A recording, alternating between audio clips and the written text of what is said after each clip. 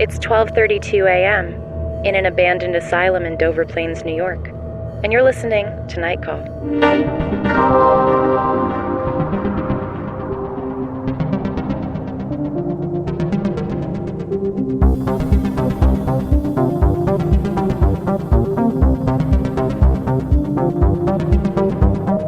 Hello, and welcome to Night Call, a podcast for your strange days and lonely nights. I'm Tess Lynch here in LA. With me is Molly Lambert, and joining us in New York as always, Emily Yoshida. Hi. Hey guys. hello. Are we ready to take on a hot topic? Hot pod topic. We're ready to be the voice of dissent. Are we ready to be the voice of the millennial generation? Are we ready to be old? old AF? We are in time about the Thank You Next video, the Ariana Grande video. It's popular, I've heard. Very popular, very internet bait-y. Not my favorite. Why? Well, you guys know I don't like 2000s nostalgia. It's too soon? It's not that it's too soon, it's that it sucked at the time, and why would you be nostalgic for it? Oh, that's all nostalgia, though. No, it's like editing out all the bad parts. Like people that were like into the whole like the Britney, Lindsay, Paris years. Like just even at the time, I was like, this is garbage. Like, who cares about? I don't know. Like, I don't know. I like Mean Girls. Everybody likes Mean Girls. Mm-hmm. I like that she made herself Regina George instead of Katie. I thought that showed some self-awareness. I thought it was like, you know, Ariana can do, this was like maybe like her heel turn a little bit, maybe. Because she can sort of, like she cast herself as the bitch, which is funny to do. Yeah. It shows that kind of. I mean, well, it made more sense than like when Taylor Swift did it. Like she was better at it. That, you know, being I'm the bitch in the group of girls, not right. Yeah, I actually don't mind the aughts nostalgia, and I understand it, especially for like maybe Ariana's core fan base who didn't actually live through it as like adults, and maybe, you know, have more of a rose-colored view on it, or like, oh, I wish I would have been an actual teen when Mean Girls came out, which is just like hard to fathom, I think, for us. But because I was like probably not even a teenager anymore when Mean Girls came out. I can't remember. I wasn't in high school in college for free. Yeah. Nice. Yeah. And it was great. but so my main issue with it is twofold. One, the song, which I think is a move off book for Ariana that I think is bad. It is Taylor Swift like self-mythologizing, like work out who I'm talking about stuff, which I think is just like petty and not something she usually does. She makes it super easy, though. She actually says they're not like hidden in the liner pictures notes. of them in the video. Yeah. Well, that's what Taylor does a little bit too. But there's that, and then also I just cannot stand, and Taylor has been doing this for a while now. Everybody does this, but Taylor's maybe done it the most egregiously. But I hate the movie reenactment music video. I think it's so stupid. Has it ever been done well? I'm trying to think if there's a counterexample of like a movie. So the like. most recent famous one, again, like kind of with this teen movie nostalgia, was the Fancy video, the Clueless Fancy video.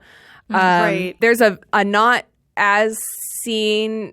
Oh man! And now I'm trying to remember. Oh, it's like an EDM video for like a song that I happen to like. That's like a Thelma and Louise reenactment that I stumbled upon because I was trying to find. Oh, I think I've seen that video. That's a great video. It's above and beyond music video, but it's and it's just like a beat by beat, like just not Thelma and Louise, but just let's do Thelma and Louise, and it just feels like kind of. I mean, sometimes it works in moments, but I just think in general it feels like kind of an empty gesture in most cases. Like I don't know what's new being brought to the table other than like, get this, like, you know what this is. Well, somebody on Twitter was like, Family Guy ruined culture because this is just a thing where it's like, hey, remember this thing? Yeah. Here's this thing. Remember it? Too referential. Or just like without adding anything to it. Yeah, I think you can be recreating referential. I think that right now we're kind of in a weird nostalgic compression because we're still getting a lot of 80s nostalgia stuff. With stuff like Stranger Things and that kind of thing, and then still kind of lingering on the 90s, and now the aughts stuff is really kind of right. It's just I'm mad because we skipped over the turn of the millennium entirely. We never really did the late 90s. Like we're going straight into Mean Girls, and I feel like that's we missed 90s. The best stuff. Did you want like a Can't Hardly Wait cameo? No, I wanted like I don't know. I maybe because I have no idea. I wanted more like Y2K stuff. I wanted more like. Well, I want to say that the other videos from this Ariana Grande era have actually been really great and original, and some of the best music videos for a pop star in a million years. So I thought, especially the No Tears Left to Cry video, kind of was like a amazing Y2K video almost, in that sense where you're like, oh, it's like you're trying to recreate anime in music video form. Right. Yeah. And I liked the God is a Woman video, which is very God silly. that one's But really those are silly both and like, funny. you know, I feel like she's both earned the right to do this, and also it's tacky. I don't know. You think it's cheesy it's and just tacky? cheesy. I It's just just feel- like theater kid shit. It's just like YouTube shit, you know? Like, You know when somebody breaks up with somebody and then they're like extremely performative about how over it they are? And you're Yeah. like, Yeah. nobody who's really over it is like this performatively like over it, you know? And that's all that song and video is. And it stresses me out. Well, it's weird too, because it's like, it is like, hey, I'm taking all the advice everyone's giving me about like not jumping from relationship to relationship and like learning to love myself. But I said this on Twitter. She's with Ari now. I predict she'll be dating G-Eazy by New Year's. Really? That's my prediction. She can't resist. You should put a poll out. A tall tall sleazy man. dirtbag. Yeah. Yeah. Should I put a poll out? Yeah. That's what See who. Look, I didn't hate the Thank You Next video. I'll go ahead and say it. I'm a Miranda Sings fan. Wait, It was isn't nice Bring to It see On? Colleen. Bring It On's late 90s. Is it? Oh yeah, it is. Isn't it? yeah, it is. Yeah. Yeah, you. And 13 going on. I guess 13 going on 30 was when 2000. Nobody knows because nobody's nostalgic for that movie except Ariana Grande, I guess. Look, me too, a little bit. Really? Yeah, I watched 13 going on 30 and had feelings about I don't it. think I've ever Jennifer seen Garner 13. is lost on me. Oh, it's really? good because Mark Ruffalo's the boyfriend. Oh, right, It's not a movie without a heart. I'll I'm watch just gonna any go ahead movie and where say, Mark Ruffalo is like the mumbly boyfriend who's like, which is what he does best and what he does only. I love Mark Ruffalo. Can we do an episode about In the Cut sometime? Oh yes. Oh my god! Bring Wow, it back. I was actually going to try to rewatch that. Like, yeah, It has its moments, and they all Yep. involve Mark Ruffalo. Yeah. Yeah. Hotel, Echo, Alpha, Delta. The holidays are just around the corner. How's your holiday shopping going? I know I want to get my family nice things for the holidays, but it can be hard to decide what to get people as a present. For a really special gift for the special people in your life, you've got to check out Canvas People. Canvas People prints your favorite memories on canvas and turns them into unique works of art that add a beautiful touch to your home. When I heard about Canvas People, I thought, what a cool way to turn photos of my family into art for the wall. The prints are like pieces of art. With Canvas People, you get your favorite memories printed to cherish and beautiful prints that look great on any wall. Now, as a special, very limited holiday offer, CanvasPeople.com is offering their popular 11x14 photo canvases for free. That's right, free. These normally sell for $69.99, but for this week only, you'll pay nothing, just cover shipping and handling. To get your free canvas, text CALL to 484848. Just pay shipping and handling. This offer won't last. Text CALL to 484848. That's CALL to 484848. Message and data rates may apply. Sierra, Uniform, Papa. I didn't hate it. There's something about hating it that makes me feel old, and so I refuse to let myself hate it. And honestly, like, I went into a really deep spiral about YouTube stars a couple years ago. I know a couple of them, and I find their worlds like very fascinating. And I think the way that people respond to them is a lot like people responded to bloggers back when we all were bloggers. So I try to be a little bit like, you know, to refrain from being a hater, to hate her back off. Again, I don't think we do hate Ariana in general. When we like her, we just felt like, I don't know, something about the video and the way it was Just rolled out, pandery. too. It's just like made to be a YouTube. It's Well, Yeah. that's the thing, is that anytime anything is so clearly manufactured for popularity, it's really hard to have a kind of organic response to it, I think. Yeah. And especially like the anticipation of this video was so intense that you were already like bored of it by the time it dropped. Right. I think that's just what happens now. It's like the cycle is so much faster, and it used to be like if you were a huge pop star, you could build anticipation for something like that over like months or Right. like a month. But Or personal, entire just, summer. like, Yeah. personal Drop it. anticipation is so different from collective anticipation. Like personal anticipation is a real thing, whereas collective anticipation is something that even if you have no interest in a music video, but you watch everyone anticipating it, you become swept along. And then you also sometimes are like, why am I not being swept along with this Yeah. particular tide? Makes you angry. I hold Ariana to high standards. 'Cause Yeah. I love her, and I want the best for her. She's a good pop star. She's a great pop star. She's Yeah. the last pop star. I Well, she think, can't so. dance. That's the thing that stops her. But you know what? Neither can Neither can Mariah. And Neither can Mariah is the greatest. I have to say, I breathed a sigh of relief when she broke up with Pete Davidson, and I'm really hopeful for her future. You shipped it? Well, yeah, but it's okay. We can talk about it some other time. we Interested should to hear move what on. this is about. Emily pointed us to this really great article in the New York Times by Jenny Odell that probably everyone has read by now. Came out about a week ago at time of recording, and so hopefully people have read it by the time you're hearing this. It's called A Business with No End, and it's hard to even say what it's about. Would either of you Right. like to take a stab at it? It's one of the densest things that I've ever enjoyed reading, I think. Guys, I'm going to be honest with you. I forgot to read it. Oh, well, we'll Oh. explain it to you.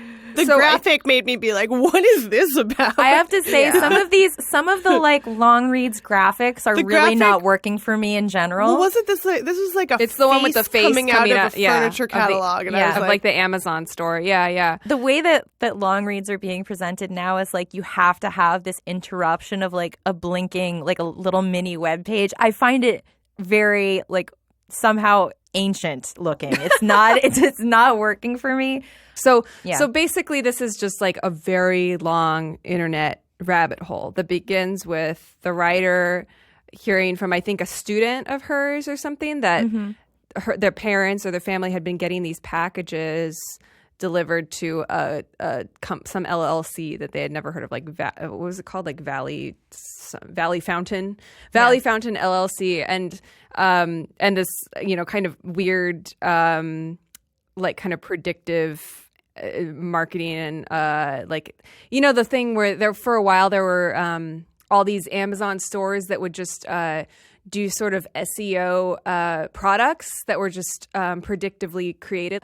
But then you ended up with all these bizarre things like an iPhone case that had like medical images on Yes, it. So yeah. like I don't know, like dissected legs and stuff on an iPhone case just because like somebody just found that people had been searching for that and then Right. decided to put it on an iPhone. Or nobody decided to. The robot algorithm did. decided Yeah. to. Yeah.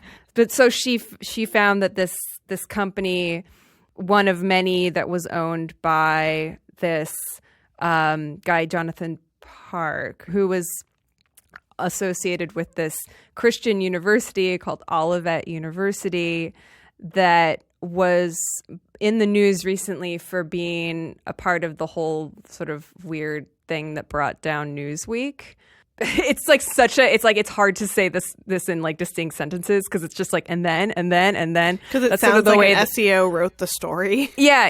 It involves the IB Times buying because Olivet University was basically this scam where they would bring like students over on student visas to the United States to study, quotes, at Olivet University, but really they would just be working in a content farm, like doing clickbait for IB Times. God. And it was kind of presented as like they were like, oh, it's an incubator for young entrepreneurs. We're teaching them to be entrepreneurs. Oh God. Yeah. And they're like, oh, we're like Stanford, which like we have a revenue generator we're not fully dependent on tuition. Like we do research, but the research was just like creating clickbait and then I guess also creating these stores And I learned the term drop shipping from this, which Yes. is like sometimes, have you ever been on Amazon and you've been looking for something and you see all these different retailers that will sell this face cream to you, and then one of them is like, for some reason, $50 when the rest of them are $13? Yeah.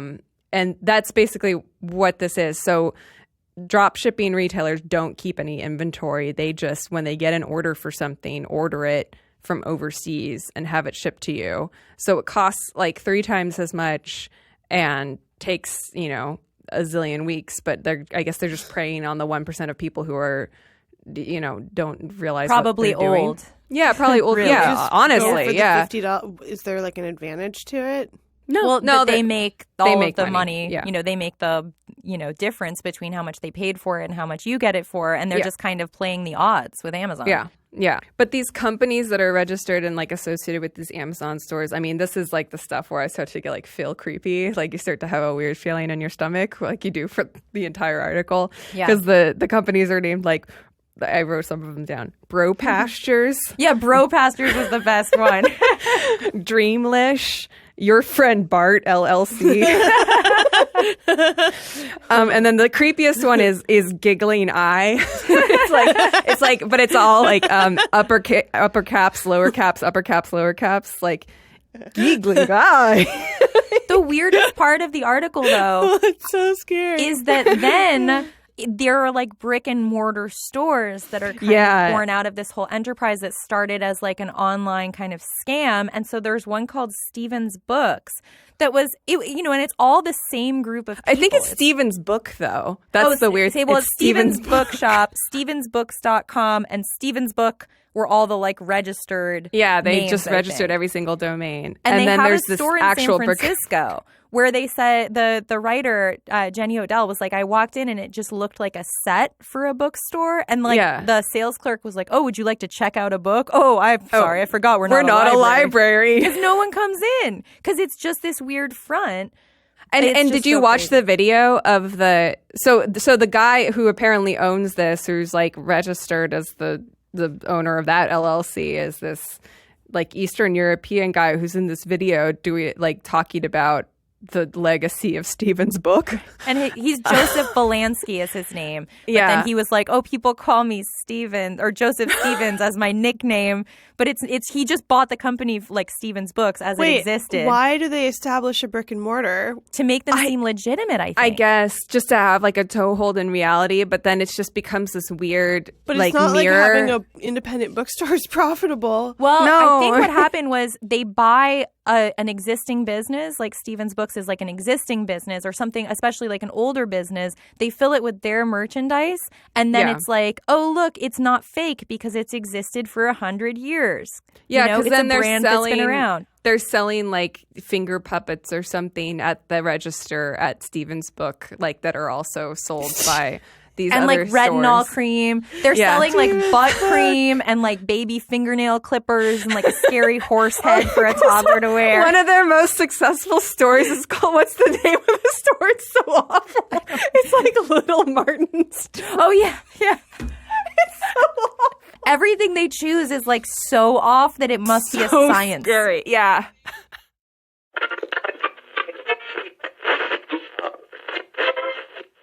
This week's episode of Night Call is brought to you by Zola.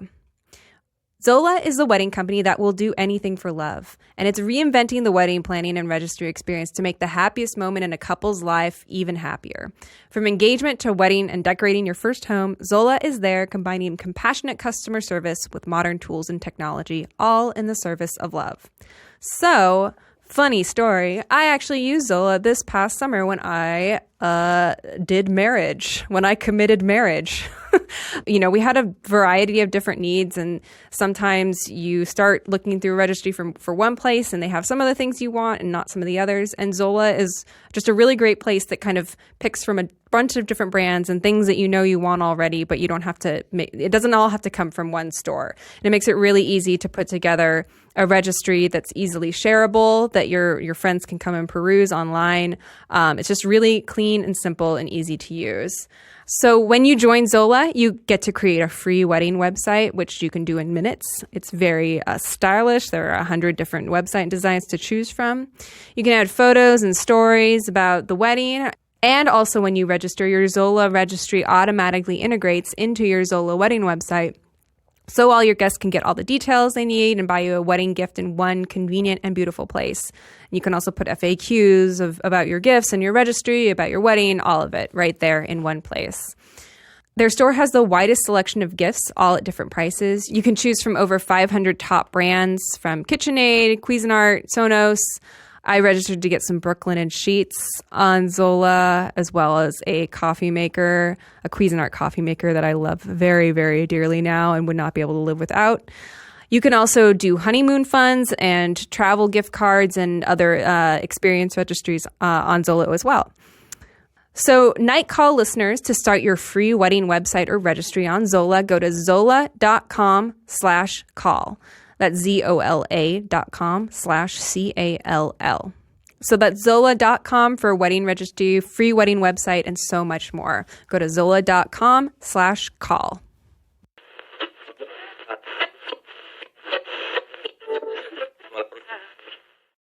My favorite thing, one of my favorite things about the dystopia hell world, I feel like I've said this on the pod before, but just like when you go to William Gibson's Twitter and it's just like, what the fuck is happening? Yeah. Well, so this is like one of these things that totally, and this was the subject that I remember on being on a short list of stuff we wanted to talk about before we even started the podcast, which was those like kind of like SEO generated YouTube videos for children that are made to just be like automatic, like all the Johnny videos and stuff like that, which has now weirdly gotten to the point where it's like a mainstream meme, the Johnny thing, but all these horrifying things. So it's like Spider-Man, Elsa, kill, blood, like whatever like a 4-year-old is trying to type into the YouTube search bar, and then all the auto-playing ones that would come up after that. And that being a weird thing of like, what happens when we just let the internet take the steering wheel, and it always ends up being like that. In this case, always ends up being a nightmare. But it's like the people who end up bearing witness to this stuff and actually encountering it are either going to be very small children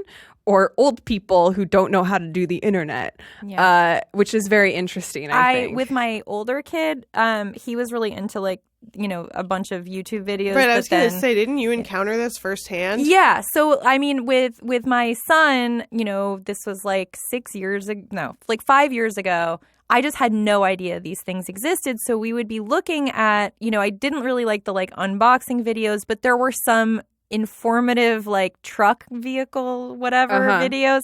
So it was like, how does a like hydraulic ram work? How does like and so it's hard to find a movie like featuring these things. So I was like, sure, let's watch YouTube. But then everyone else whose kids are into like weird niche subjects eventually lands in the kind of like diabolical YouTube zone. And so I remember when I first saw them, and also there was one called, I think, Insane Gas, which was these like, it looked like video game cars.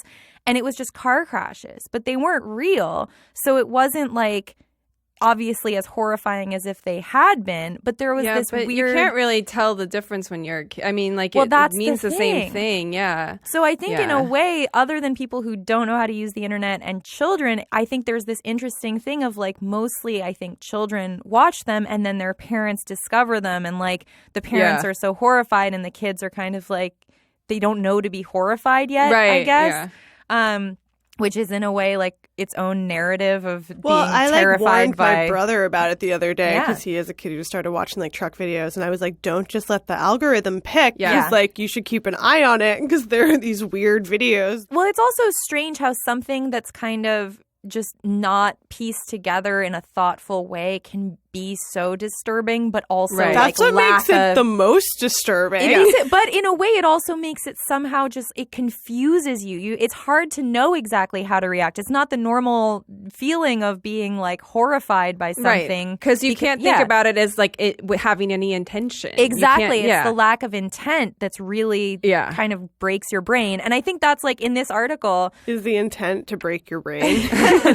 I mean, the article Yeah. does break your brain as you're reading does. it. It's like breaking there are my parts brain hearing you explain it because it's like Yeah. it's all logical, but it sounds like such insane nightmare fuel. I mean, it just yeah. feels like one decision is made after another that is like made without having thought about any of the decisions that came before. Like it's like, oh, well, we bought this bookstore because we had to like, I don't know, for whatever you reason. know what like, though? It's like it sounds just as insane as like any tech company's like Sure, yeah. strategy strat.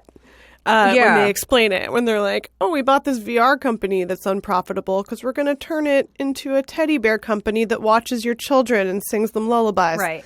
But Molly, can I read you like a little piece of this? Really, I Yeah. don't know if that's legal, Of but yeah, course. standing inside Stephen's It's books. legal to read from a newspaper. Standing inside Stephen's books was like being on a stage set for Stephen's books, Stephen's book, Stephen's bookshop, and Stephen's book, all at the same time. It wasn't that the bookstore wasn't real, but rather that it felt reverse engineered by an online business or a series of them. Being a human who resides in physical space, my perceptual abilities were overwhelmed. But in some way, even if it was impossible to articulate, I knew that some kind of intersection of Olivet University, Gradia Community Church, IB Port, the Newsweek Media Group, and someone named Stevens was right there with me among the fidget spinners in an otherwise unremarkable store in San Francisco. It's so mind-bending.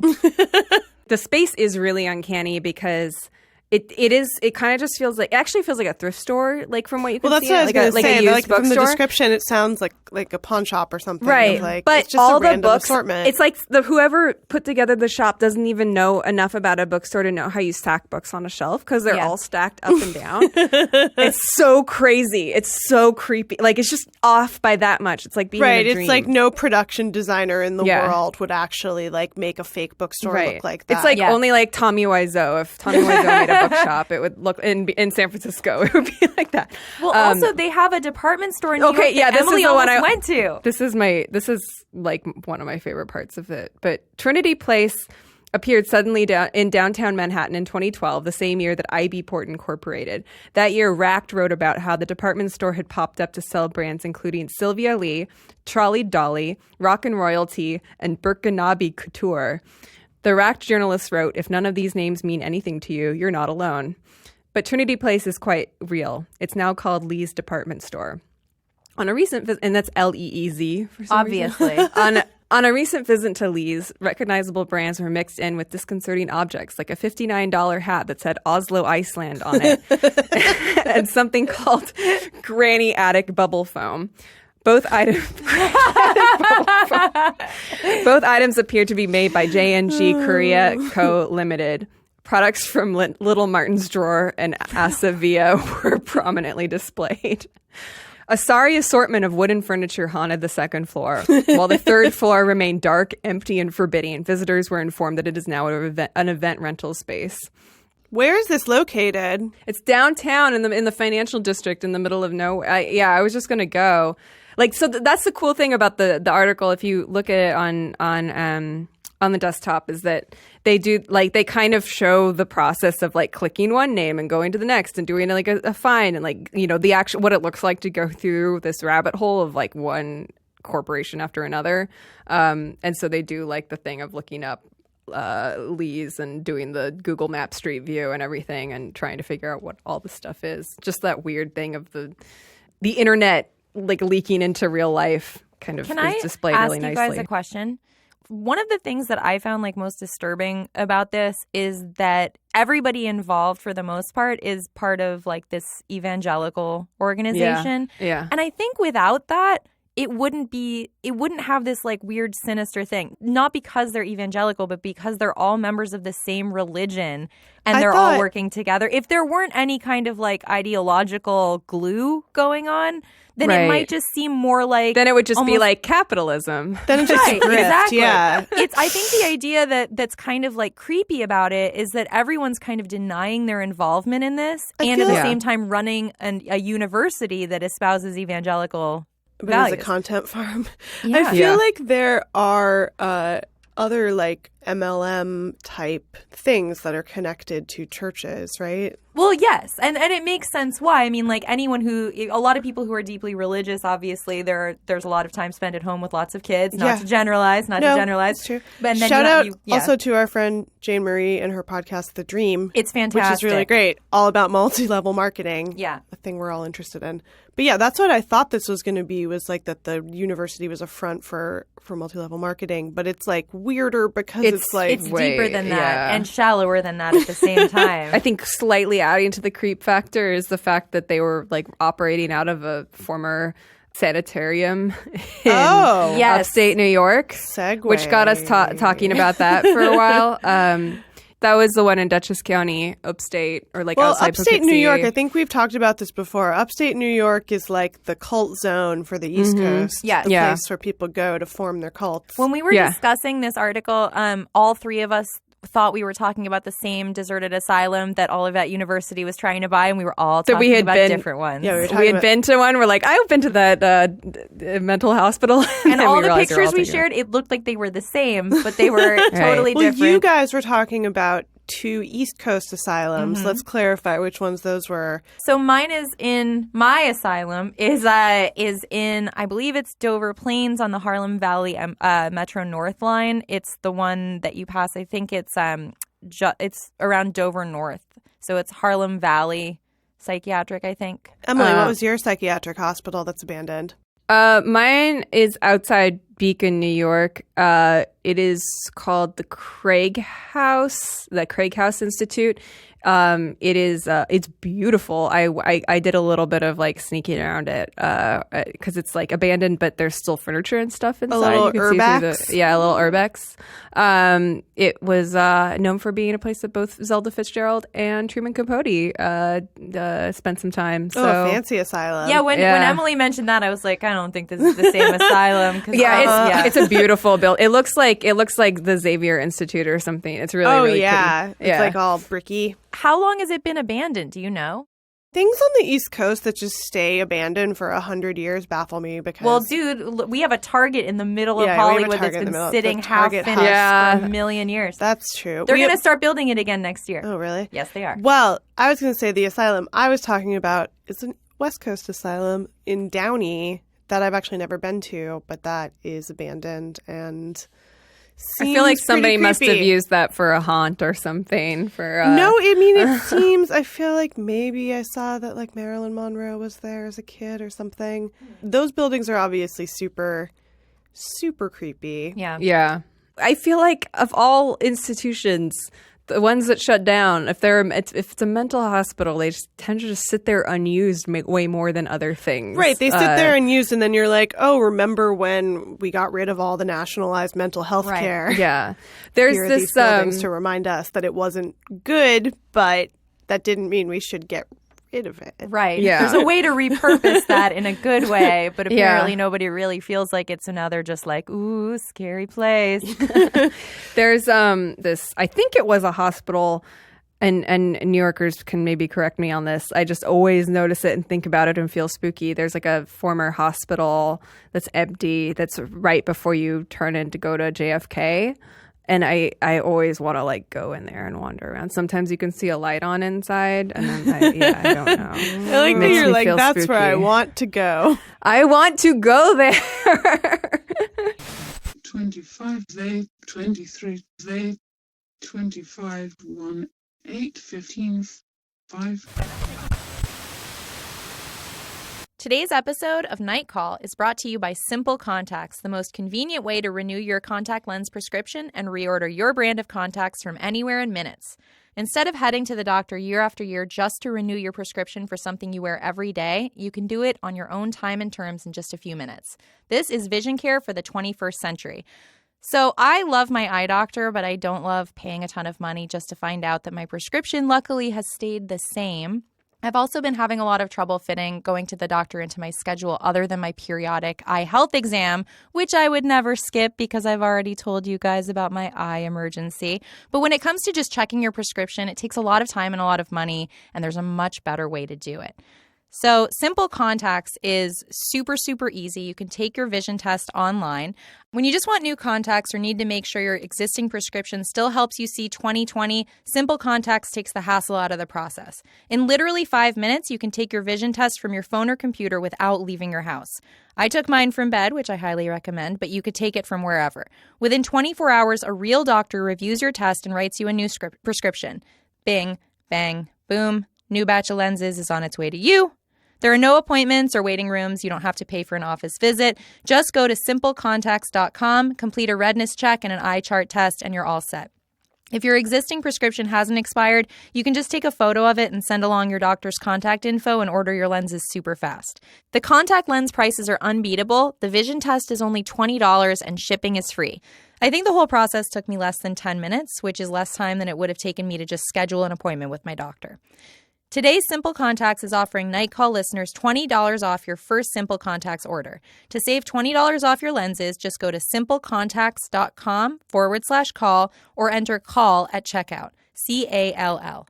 Again, you want to see your doctor to make sure your eyes are healthy, but when you need a contact lens prescription, Simple Contacts is the fastest, easiest way to renew and reorder. Again, that's $20 off your first order at simplecontacts.com/call or enter call at checkout. 12, 12, 5, 15, 8, 1, 25, 8, 23, 8. Hey guys, speaking of places where it's hard to go, Ooh. we've all been talking about a Russian fisherman who he pops in and out of the conversation. He posts Twitter pictures of creepy deep sea fish that he finds. Yes, he's a Russian fisherman who trawls the deep sea, I think. Is it? Where does he trawl? We said it last week, but we didn't actually talk about it. Oh yeah, did we not even talk about it? Yeah, we but never talked mentioned about it. No, we mentioned We're it as the circling location. back. It was Yeah. like the gray waters of The White Sea. the White Sea, The I White Sea, believe. nice. So yeah, he trawls the deep sea and finds all kinds of sea creatures that you've definitely never seen in your life. Yes. That all look like aliens. His name is Roman Fedortsov. And it's unclear if some of the creatures are perhaps a little like radiation affected or something. Oh, did you think that? I don't know. That was my thought. I was like, what's up with some of these guys? The three-eyed fish Good man. story. What's amazing about some of these is they look like the images from those traffic. What are they called? Like the junk links at the bottom of articles where it's like one weird trick to lose weight. Yeah. But One it's like a weird finger fish. with holes in it or something. Don't eat this food or this will That's happen so to funny. you. You said the finger with holes in it. I saw a lotus pod yesterday, and I was Oh, thinking yeah, about yeah. the great lotus pod nightmare phenomenon of the internet, where somebody photoshopped a lotus pod onto a breast. Yeah, we think we talked about that very, very early in this podcast. I think we talked about that. Then I saw the lotus pod, and I was just like, it's so cool that exists in nature. Yeah. Just a thing full of holes. Just to give you nightmares. Well, that's what's cool about this Twitter feed also, is you're just like, wow, nature is so much cooler than human beings. Yeah. A lot of these fish just have like a lot of teeth. Yeah. Some of many these rows fish of just teeth. look silly. They just look like rejected prop department. Yeah. Like, that's too silly. Nobody will what's ever great. believe that looks like that. I'm looking at this fish from November 19th, but he Is it says the black scabbard fish? So I think a lot of these fish are really deep sea dwelling ones, and so when they are brought up, the pressure makes their eyes pop out or like their internal Yeah, I organs was pop looking. out. It's That would any explain fish a with lot. a swim bladder. It it distorts them when they're brought to the surface. So Yeah. their eyes pop out and they look all like funky. No Yeah. wonder they look so weird. So But the, they already look weird. The translation in this tweet says, "If you think you're not in good condition, this is what happens with the redfish during a quick rise from the depth." And then you've got this guy with it looks like a giant inflated water balloon tongue coming out of his mouth. It's so very awful. goth. It's so goth. It's the gothest feed. Very goth. Yeah, part of me is like, let them be in the deep sea. Well, it's also, they look weird because in the deep sea, apparently they can't, in this popular science article from a couple years ago, I was like, wow, it's I never knew any of this. And it just seems like something where you keep seeing these weird creatures and it never really occurs to you be like, why are they this way? But apparently they food's really scarce, so they're really, really thin. They have giant eyes so that they can catch any light 'cause there's like no light. And then their legs are all spindly because otherwise they'd like sink into the mud at the bottom of the seafloor. It's like walking in heels on the sand. Exactly. I just saw one that made me so unhappy that I had to put down my phone. Yeah. I'm so upset We'll right post now. these on our social media. Yeah, it's just like nature is so cool and nightmarish. Human beings suck. But sometimes, you just when you're a Russian fisherman, you just find what you find. I mean, yeah, how many of you guys, including me, had the being a Russian fisherman fantasy for like an hour after looking at this? No way. No, not me. you don't want to just live on a boat. I want wanna- to the seas. I want to live in the Arctic Circle for like a brief period of time, but I don't necessarily need to find things in the water. I'm cool just like I'm morally being at the opposed to surface. fishing. I used to fish when I was a kid, but then I kept, I would either like try and toss them back, but then be concerned that they would die. And then eventually I had like a bunch of rainbow perch living in aquariums like outside. And then they would fling themselves out of the aquariums and just Oh my die on the God. grass. Oh my God. Cured me real quick of fishing. Haunting Another Tess house. another Tess Lynch animal story. Sorry, I'm sorry. At one point I was like, I should eat one, I guess, to try and eat it. And we like deboned this teeny tiny rainbow trout and ate him on a cracker. And it was like just the worst situation. It was terrible.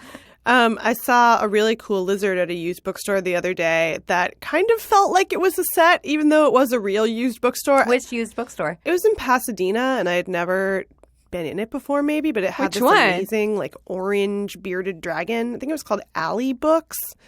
I think Had a I've thing been on the there. front that was like the best bookstore 3 blocks from a bus stop. It's useful. Why were you in Pasadena? Just hanging out, doing Just my chilling. thing. The little young lady from Pasadena. Go, Molly, go, Molly, go, Molly, go. We've been listening to K-Surf. We've talked about Jan and Dean like 5 times on this podcast, and I wanted to say that I drove Dead Man's Curve the other day, and Richard Rushfield was right. It is a very wussy Dead Man's Curve. Is it? Yeah, I mean, it's like a little scary because other people drive bad, but Yeah. it's still... Don't do it in the rain.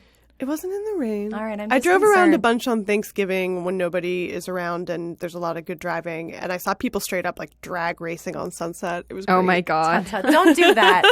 Stop that. We do not condone drag racing. Okay, guys. I think we should take a night call. Let's take a night call. Yeah. Night call. Hey, you guys. My name is Kent. I'm a new listener to the podcast, which is fantastically awesome, by the way. I wanted to call. I don't know if you guys are still interested in creepy stories or mysterious stories.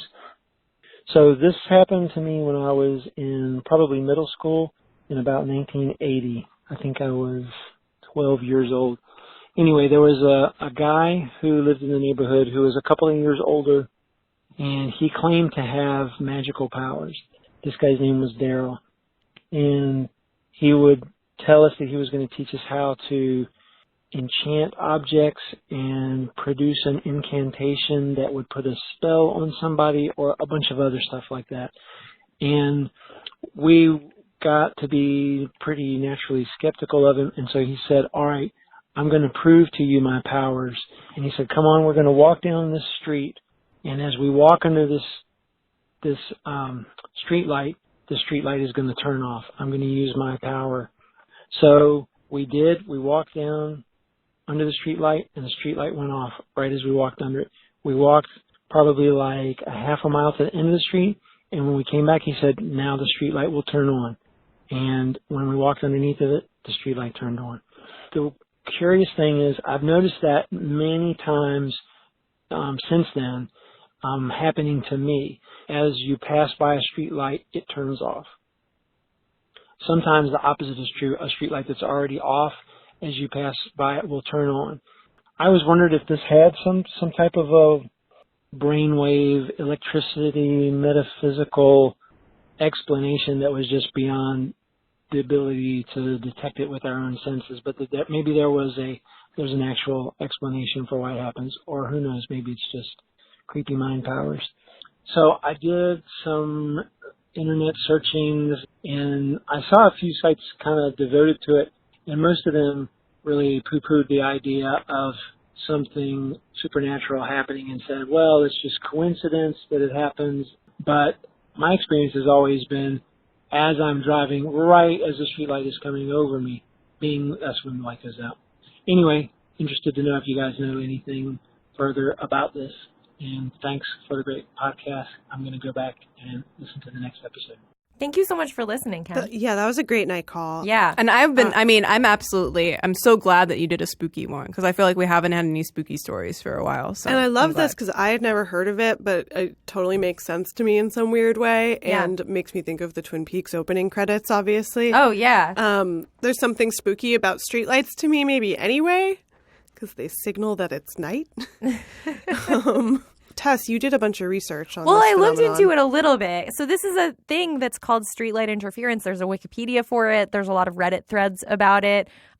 People who believe in this being a kind of paranormal or like based on human energy output are really, really, really firm believers, and they will not be swayed. They've done like some kind of experiments to see if they can recreate this in people who say that it happens when they pass under streetlights or whatever, that it's like particular to them. They can't recreate it. So, scientists are very skeptical of this. I think somebody somewhere said that that it's possible that the connection between the lamp and its socket gets looser over time. And so if the connection is interrupted, then the streetlight will go off. And then because of what kind of bulbs are used or whatever, it takes a minute for them to go back on. So I think theoretically, when you drive or pass under a streetlight, you could, even just that kind of vibration might disrupt the connection. But then Psychic Insights .wordpress or whatever says, they say, personally, I make streetlights go down, make TVs go statically nuts. I also can't hold a credit card or I'll destroy the magnetic strip and it won't work. So do I believe people when they tell me these things happen to them? You bet I do. This reminds me I need to watch Poltergeist for a future podcast. Oh, we'll be talking about that in the following That's what I'm saying. podcast. We'll get I had a friend or a former coworker who she had a magnetic implant, just a teeny tiny. I mean, like intentionally, it wasn't a medical thing. It implanted into her finger, basically just to be able to say that she's a cyborg.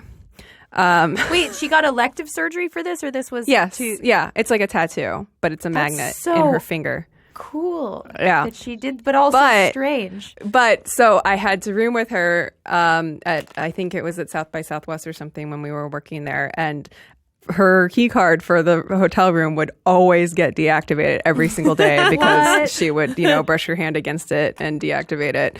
So there's pluses and minuses to being a human magnet. Do you think she could turn a streetlight on I don't know. I wonder. I mean, I've noticed, I feel like I noticed this more in LA maybe, but like streetlights going on and off. And I always thought it was like to just cycle through or save energy or something. Because it felt like they went on and off in shifts. But some of them maybe no have idea. motion. I mean, I think that some of them do have motion sensor. I always assumed they did. Yeah. Maybe I'm a slider, SLider. Yeah. My dad used to claim that he could like change them, and then I realized he just had figured out how to time it, off the yellow on the other side. But that worked on me for a very long time lights, in childhood. not street lights, though. No, traffic lights. Yeah. But that's what I think we also are talking about, right? No, this is like the street lights. Because traffic lights are predetermined. they're on a timer. That's why I brought up Twin Peaks at the beginning, because I thought we were talking about traffic lights. This is street lights. This is the asylums all over again. If anybody who has any experience with this or themselves can turn traffic lights on and off, is a slider in real life, please give us a night call, 1-240-46-NIGHT, or a night email at nightcallpodcast@gmail.com. But yeah, thank you, Kent, for your call. Actually, I love learning of a new phenomenon. Me too. And I want to know if anyone thinks they can turn traffic lights on and off. No, Molly, no, it's not Why a thing. is that crazy? Because street lights is normal, but street lights don't control traffic. Also, please follow us on social media so that you can share. Honestly, in the Facebook group for Night Call, there's been a lot of really good paranormal stuff going on. So we're Night Call Podcast on Facebook, Night Call Podcast on Instagram, Night Call Pod on Twitter. And please remember to review, rate, and subscribe if you don't mind, wherever you listen to podcasts. What are you seeing after?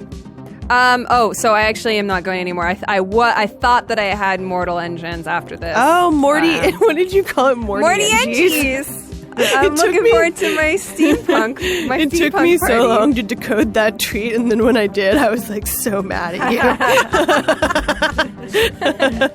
I can't wait to talk about the steampunk movie next time. Thanks for listening. See you next week. Bye.